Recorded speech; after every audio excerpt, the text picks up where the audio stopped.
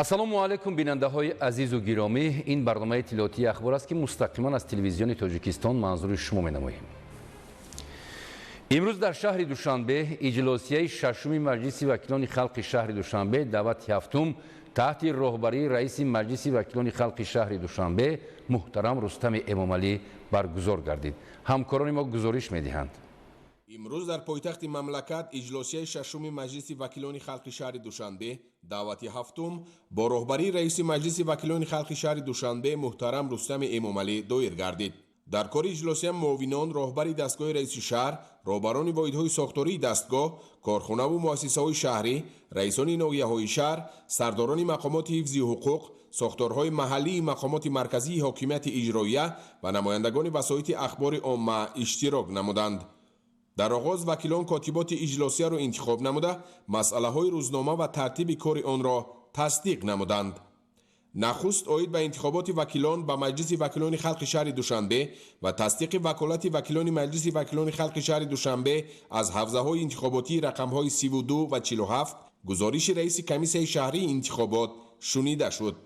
сипас рафти иҷрои барномаи давлатии рушди низоми логистика дар ҷумҳурии Тоҷикистон барои солҳои 2023-2028 мавриди баррасӣ қарор дода шуда, вобаста ба он муовини раиси шаҳри Душанбе гузориш дод.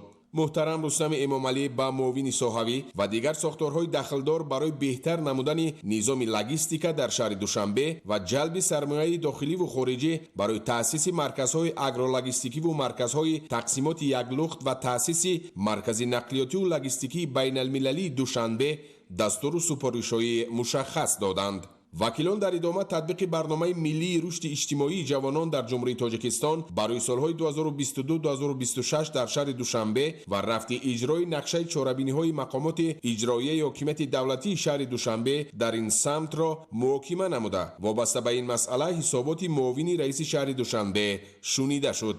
муҳтарам Рустами Эмомалӣ дар ин робита ба муовини раиси шаҳри Душанбе сарпарасти соҳа якҷо бо раисони ноҳияҳои шаҳри Душанбе ва сохторҳои дахлдор дастур доданд ки вобаста ба иҷрои босифати барномаи миллии рушди иҷтимоии ҷавонон ва нақшаи чорабиниҳои мақомоти иҷроияи ҳокимияти давлатии шаҳри Душанбе дар самти сиёсати давлатии ҷавонон, таъмини тарзи ҳаёти солим, пешгирии ҷинояткорӣ, савдои одамон, гардиши ғайриқонунии воситаҳои нашъадор, терроризм, экстремизм ва дигар омилҳои номатлуби иҷтимоӣ дар байни ҷавонон ва ноболиғон, баландбардоштани ҳисси ватандӯстӣ, тарғиби арзишҳои миллӣ, таъриху фарҳанг ва дастовардҳои даврони соҳибистиқлолии ҷумҳурии Тоҷикистон тамоми чораҳои дахлдорро роҳандозӣ намоянд. сипас вакилон ҷамъбасти натиҷаҳои рушди иқтисодиву иҷтимоии шаҳри Душанбе дар нимсолаи аввали соли 2026 ва вазифаҳо барои нимсолаи дуюмро муҳокима намуда, дар ин бора гузориши муовини якуми раиси шаҳри Душанбе шунида шуд. вобаста ба масъалаи мазкур, раиси маҷлиси вакилони халқи шаҳри Душанбе муҳтарам Рустами Эмомалӣ муовини якуми раиси шаҳри Душанбе ва дигар сохторҳои дахлдорро супориш доданд ки баҳри пешгирӣ ва бартараф намудани қонуншиканиҳо дар мавриди бунёди биноҳои баландошиёна ва манзилҳои истиқоматии шахсӣ, берун аз лоиҳаи тасдиқшуда анҷом додани корҳои сохтмонӣ, бунёди ошиёнаи иловагӣ ва сохтмони худсарона чораҳои қатъӣ андешанд. инчунин таъкид гардид ки ҷиҳати иҷрои пурраи нақшаи чорабиниҳои корҳои ободониву созандагӣ ва сохта ба истифода додани иншооти ҷашнӣ бахшида ба таҷлили 35-солагии истиқлоли давлатӣ, бунёду азнавсозии босифати роҳҳои автомобилгарди дохили шаҳрӣ ва дар муҳлати муқарраршуда ба итмом расонидани корҳои сохтмонӣ тадбирҳои зарурӣ андешида шавад. муҳтарам Рустами Эмомалӣ ҷиҳати сазовор таҷлил намудани ҷашни 35-солагии истиқлоли давлатӣ, инъикос ва тарғиби корҳои ободониву созандагӣ дар пойтахт, дастовардҳои замони истиқлол, баландбардоштани ғояҳои ватандӯстиву ватанпарастӣ, фарҳанги либоспӯшӣ, одоби шаҳрнишинӣ ва дигар масъалаҳои иҷтимоӣ ба масъулин дастурҳо доданд. ҳамчунин супориш дода шуд ки ҷиҳати назорати ҳолати санитариву эпидемиологии ошхонаву тарабхонаҳо ва нуқтаҳои фурӯши хӯроки умум, танзими болоравии нархҳои баъзе аз маҳсулоти ниёзи аввалия ва тақвият бахшидани низоми хизматрасониҳои ғайринақдӣ дар соҳаи савдову хизматрасонӣ чораҳои зарурӣ андешида шавад. رئیس شهر دوشنبه محترم رستم امامعلی با معاون ساحه نقلیات دستور دادند که در همکاری با وزارت نقلیات جمهوری تاجیکستان و دیگر ساختارهای دخلدار برای فعالیت درست شرکت‌های مسافرکشانی تاکسی مسئله از بین بردن مبلغ 100 سامانه را آموخته در مهلت‌های کوتاه‌ترین از روی اصول‌های نو و معاصر تکلیف پیشنهاد نمایند. همچنین بهر درست تنظیم نمودن خدمت‌رسانی نقلیاتی، نگهداری حالت تکنیکی، رعایت قاعده‌های بی‌خطری حرکت در راه، سنجش جدی حالت روحی و روانی رانندگان واسطه‌های نقلیات جمعیتی، تازه و آزاده نگاه داشتن واسطه نقلیات مسافرکشانی به مسئولین سپارش‌های مشخص داده شد. محترم رستم امامعلی با مسئولین سمت صنعت و انرژتیک سپارش دادند که جهت زیاد نمودن استحصال مهمترین محصولات صنعتی و استحصال سر و لباس مکتبی چاره‌های تأخیرناپذیر اندیشند. در رفت اجلاسی همچنین تاکید گردید که بهر انجام دادن کارهای آبادانی، تازه و آزاده نگاه داشتن باغ‌ها، گلگشت‌های شهر و نگاهبینی درست درختان چاره‌های سری وقتی اندیشیده شود. همچنین تاکید گردید که با مقصد ثمرناک استفاده نمودن زمین‌های کشاورزی حدود شهر دوشنبه و از یک زمین گرفتن 2 یا 3 حاصل با خواجگیداران کارها را تقویت بخشند. رئیس شهر دوشنبه محترم رستم امامعلی با راهبران مقامات‌های حفظ حقوق پایتخت و ساختارهای دخلدار جهت تامین بی‌خطری و امنیت ساکنان و مهمانان پایتخت در عرفه جشن و عیدهای در پیش ایستاده وابسته به 35 سالگی استقلالیت دولتی، اینچنین پیشگیری صادرشوی جنایت و حقوق بیرانکنی‌ها میان همه قشر جامعه، پیشگیری شامل شوی جوانان و نابالغان به حزب و حرکت‌های افراطی و از بین بردن فرهنگ بیگانه دستور و سپارش‌های مشخص دادند. وکیلان همچنین یک قطار قرارهای قبول نموده رئیس شهر دوشنبه را در مسئله کادری و دیگر ساحه‌های مهم شهرداری بررسی و تصدیق نمودند. در جنبه کار اجلاسیه رئیس شهر دوشنبه محترم رستم امامعلی وکیلان و کلی حاضرین را با مناسبت 35مین سالگرد استقلال دولتی وطن محبوب تهنیت گفته با تمنای خدمت صادقانه و صافدلانه بهر رشد و پیشرفت پایتخت کشور شهر دوشنبه با آنها سعادتمندی و بردباری و با تاجیکستان عزیزمان پیشروی و شکوفایی را تمنا نمودند. با همین اجلاسیه ششم مجلس وکیلان خلق شهر دوشنبه دعوت هفتم کار خود را انجام داد. در جماعت دهات دهقان‌آباد ناحیه دوستی میدان‌های کرم ثمرناک و عاقلانه استفاده گردیده کشاورزان خواجگیدارانش با مهنت صافدلانه سال از سال به گرفتن حاصل دلخواهی محصولات نیاز اول نائل می‌گردند. میدان‌های کرم این جماعت دهات 2031 گکتار را در بر گرفته حاصل فراوان ارزیابی می‌گردد. گزارش در این خصوص.